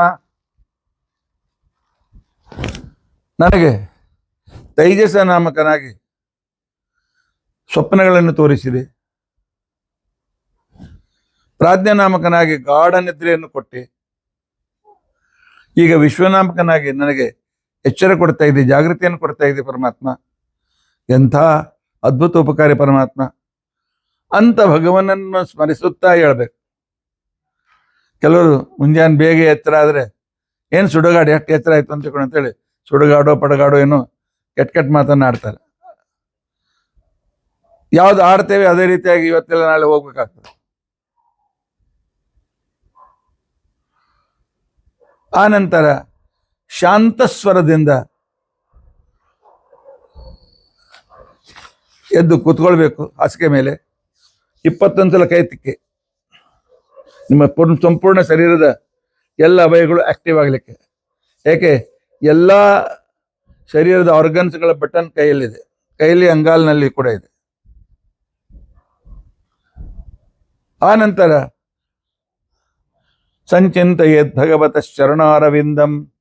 ಭಗವಂತನನ್ನು ಪಾದದಿಂದ ಹಿಡಿದುಕೊಂಡು ಅವನ ಕಿರೀಟದವರೆಗೂ, ಅವನ ಕೂದಲು ಕಿರೀಟದವರೆಗೂ ಸ್ಮರಣೆ ಮಾಡಿ ಅನುಗ್ರಹ ಮಾಡು ಅಂತ ಕೇಳ್ಕೊಳ್ಬೇಕು. ಆ ನಂತರ ಹಾಸಿಗೆ ಬಿಟ್ಟು ಕೆಳಗಿಳಿಯುವಾಗ, ಮಂಚದಿಂದ ಕೆಳಗಿಳುವಾಗ ಭೂಮಿದೇವಿ ವರಾದೇವರ ಹೆಂಡತಿ, ಅವಳ ತಲೆ ಮೇಲೆ ಕಾಲಿಡ್ತಾ ಇದ್ದೇವೆ. ಅವಳಿಗೆ ನಾವೇನು ತಿರುಗಿಕೊಡ್ಲಿಕ್ಕೆ ಆಗೋದಿಲ್ಲ. ತಾಯಿ ಕ್ಷಮಿಸುವಂತಿಕೊಂಡು ಕೇಳಲಿಕ್ಕೆ ಆಗ್ತದೆ. ಸಮುದ್ರ ವಸನೆ ದೇವಿ ಪರ್ವತ ಸ್ತನ ಮಂಡಿತೆ ವಿಷ್ಣು ಪತ್ನಿ ನಮಸ್ತುಭ್ಯಂ ಪಾದಸ್ಪರ್ಶಂ ಕ್ಷಮಸ್ವಮೆ. ಅಂತ ಹೇಳಿ ನಾವು ಅವಳ ಮೇಲೆ ಕಾಲಿನಿಡಬೇಕು. ಆಮೇಲೆ ಶೌಚ ಶುದ್ಧಾದಿಗಳನ್ನೆಲ್ಲ ಮಾಡಿಕೊಂಡು ವೃದ್ಧೋಕ್ತಿ ಪರಿಗ್ರಹ್ಯ ಎಲ್ಲ ಹಿರಿಯರಿಗೆ ನಮಸ್ಕಾರ ಮಾಡಿ, ದಿನ ಮಾಡಿ, ಇವತ್ತಾದ್ರೂ ಮಾಡಿ, ನಾಳೆ ಇವತ್ತು ಮಾಡಿ ಬೇಡ ಅಂತ ಅನ್ನೋದಿಲ್ಲ. ಹಿರಿಯರಿಗೆ ನಮಸ್ಕಾರ ಮಾಡಿದರೆ ಆಯುರ್ವಿದ್ಯಾ ಯಶೋಬಲಂ, ಆಯುಷ್ಯ, ವಿದ್ಯಾ, ಕೀರ್ತಿ ಮತ್ತು ಬಲ ಯಾವ ಅಂಗಡಿಯಲ್ಲಿ ಸಿಕ್ಕೋದಿಲ್ಲ. ನಿಮ್ಮ ತಂದೆ ತಾಯಿಗಳಿಗೆ ನಮಸ್ಕಾರ ಮಾಡಿ, ಅತ್ತೆ ಮಾವಂದರಿಗೆ ನಮಸ್ಕಾರ ಮಾಡಿ ಆಶೀರ್ವಾದ ತೆಗೆದುಕೊಂಡರೆ ವಿದ್ಯಾ, ಕೀರ್ತಿ, ಬಲ ಎಲ್ಲವೂ ನಮಗೆ ಪ್ರಾಪ್ತಿ ಆಗ್ತದೆ. ಆದ್ದರಿಂದ ಆಯುಷ್ಯ, ವಿದ್ಯಾ, ಕೀರ್ತಿ, ತಪಸ್ಸು ಎಲ್ಲವೂ ಪ್ರಾಪ್ತಿ ಆಗ್ತದೆ. ಆಯುರ್ವಿದ್ಯಾ ಯಶೋಬಲಂ. ಅದರಿಂದಾಗಿ ಹಿರಿಯರ ಆಶೀರ್ವಾದ ತೆಗೆದುಕೊಳ್ಬೇಕು. ನಿಂಬಕದಲಂ ಪ್ರಾಶ್ಚಾತ್ಯ ಪಾತ್ರೆ ಸ್ವಕಂ, ಸ್ನಾನ ಮಾಡಿ ಎರ್ಕೊಂಡು ಅಭ್ಯಂಗ ಸ್ನಾನ ಮಾಡಬೇಕು. ಎಣ್ಣೆ ಹಚ್ಕೊಂಡ ಮೇಲೆ 8 ಚಿರಂಜೀವಿಗಳ ಹೆಸರನ್ನು ತೆಗೆದುಕೊಳ್ಬೇಕು. ಅಶ್ವತ್ಥಾಮ, ಬಲಿರ್ವ್ಯಾಸ, ಹನುಮಾಂಶ್ಚ, ವಿಭೀಷಣ, ಕೃಪ ಪರಶುರಾಮಶ್ಚ ಸಪ್ತೈತೆ ಚಿರಜೀವಿನಃ ಅಂತ ತಿಳ್ಕೊಂಡು ಅಂತೇಳಿ ಅವುಗಳನ್ನು ನೆನಪನ್ನು ಮಾಡಿಕೊಳ್ಬೇಕು. ಆ ನಂತರ ಸ್ನಾನ ಪೂಜೆ ಎಲ್ಲ ಆದ್ಮೇಲೆ ದೇವರ ನೈವೇದ್ಯಕ್ಕೆ ಬೇವಿನ ಪಲ್ಲವ, ಕೋಮಲವಾದ ಕೆಂಪು ಬಿಳಿ ಬಣ್ಣದ ಎಲೆಗಳನ್ನು ತಂದು ಅದರಲ್ಲಿ ಸ್ವಲ್ಪ ಬೆಲ್ಲ ಹಾಕಿ ದೇವ್ರ ಮುಂದೆ ನೈವೇದ್ಯ ಇಡಬೇಕು. ಬಹಳ ಜನರು ಬೇವಿನ ಹೂವನ್ನು ತಿಂತಾರೆ, ತಪ್ಪು. ನಿಂಬಕ ದಳ ಅಂತ ತಿಳ್ಕೊಂಡಂತ ಹೇಳಿದ್ದಾರೆ. ಕೋಮಲವಾದ ಎಲೆಗಳನ್ನು ತೆಗೆದುಕೊಳ್ಬೇಕು. ಯಾಕೆ ಹೂವಿನಲ್ಲಿ ಸ್ವಲ್ಪ ತೀವ್ರವಾದ ಆಸಿಡ್ ಇದೆ, ಅದು ಬಾಧಕವೂ ಆಗಬಹುದು. ಎಲೆ ಬಾಧಕವಾಗೋದಿಲ್ಲ, ನಮಗೆ ಅನುಕೂಲಕರವಾಗ್ತದೆ. ಆ ನಂತರ ಕಂಚಿನ ಪಾತ್ರೆಯಲ್ಲಿ ತುಪ್ಪ ಹಾಕಿ ನಮ್ಮ ಮುಖ ನೋಡ್ಕೊಳ್ಬೇಕು. ಕಂಚಿನ ಪಾತ್ರೆ ಮೇಲೆ ತುಪ್ಪ ಹಾಕಿದ್ರೆ ಒಂದು ಥರದ ವೈಬ್ರೇಷನ್, ಯಾವುದು ನಮ್ಮ ತಲೆಯಲ್ಲಿರ್ತಕ್ಕಂಥ ಎಲ್ಲಾ ನ್ಯೂರಾನ್ಸ್ಗಳನ್ನ ಜಾಗೃತಗೊಳಿಸ್ತದೆ. ಕಂಚಿನ ಪಾತ್ರೆಯಲ್ಲಿ ಬಿಸಿ ತುಪ್ಪ ಹಾಕಿ, ಕೈ ಸುಟ್ಕೊಳ್ಬೇಡಿ, ಅವಕಾಶ ಹಾಕಿ. ಆ ನಂತರ ಬೇವು ಬೆಲ್ಲ ನಾಳೆ ತಿನ್ಬೇಕು. ಮುಖ್ಯ ಉದ್ದೇಶ ನಮ್ಮ ಈ ರಣರಣ ಬಿಸಿಲಿನಿಂದ ಚರ್ಮ ಏನು ಸುಟ್ಟು ಹೋಗ್ತದೆ, ಕಪ್ಪಾಗ್ತದೆ, ಅಥವಾ ಚರ್ಮ ರೋಗ ಚರ್ಮ ಬಿರುದು ರೋಗ ಏನ್ ಬರ್ತದೆ,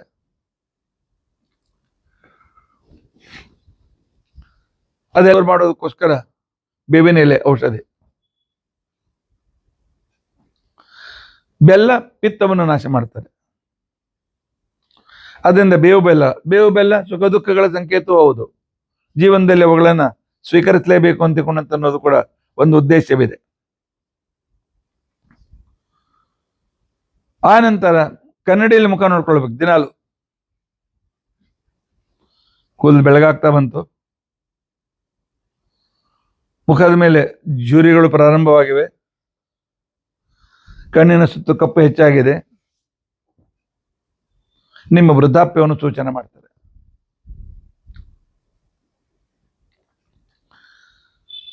ಆದ್ದರಿಂದಾಗಿ ನಾನು ಇಷ್ಟು ದಿನ ವ್ಯರ್ಥ ಹೋಯ್ತಲ್ಲ, ಇನ್ನಾದ್ರೂ ಒಳ್ಳೆ ಕೆಲಸ ಮಾಡಬೇಕು ಅಂತ ಹೇಳಿ ಪ್ರತಿಜ್ಞೆ ಮಾಡ್ಬೇಕು.